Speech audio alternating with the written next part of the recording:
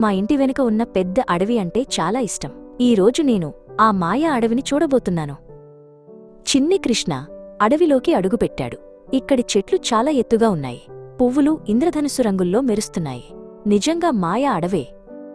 కిచ్ కిచ్ అంటూ ఒక చిన్న శబ్దం వినిపించింది. చిన్ని కృష్ణ పైకి చూశాడు. అక్కడ లత అనే తుంటరి ఉడత ఉంది.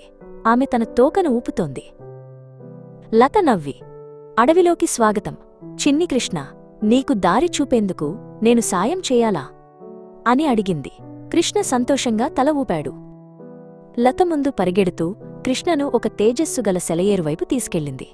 ఆ నీళ్లు కూడా నీలం రంగులో మెరుస్తున్నాయి.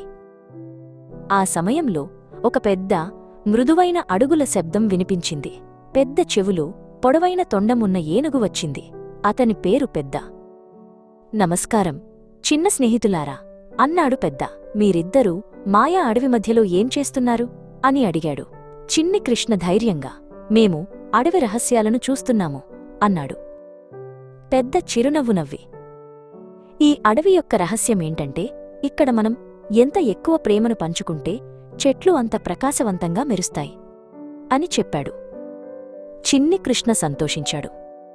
అతను పెద్ద ఏనుగుకు ధన్యవాదాలు చెప్పి లతతో ఆలింగనం చేసుకున్నాడు. మళ్ళీ కలుద్దాం అన్నాడు. అడ్వెంచర్ ముగించుకుని ఇంటికి బయల్దేరాడు. చిన్ని కృష్ణ ఇంటికి తిరిగి వచ్చాడు. కాని మాయా అడవి అతని హృదయంలోనే ఉంది.